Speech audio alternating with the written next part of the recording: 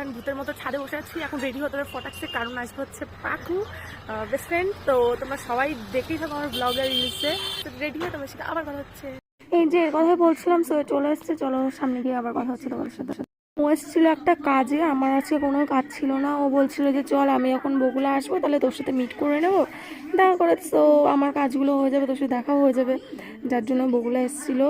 বললো ফার্স্টে যে চল একটু কলেজ মাঠ থেকে ঘুরে আসি, তো তার জন্য কলেজ মাঠে যাচ্ছিলাম। চলো যাই, যেতে যেতে তোমার সাথে আবার কথা হচ্ছে।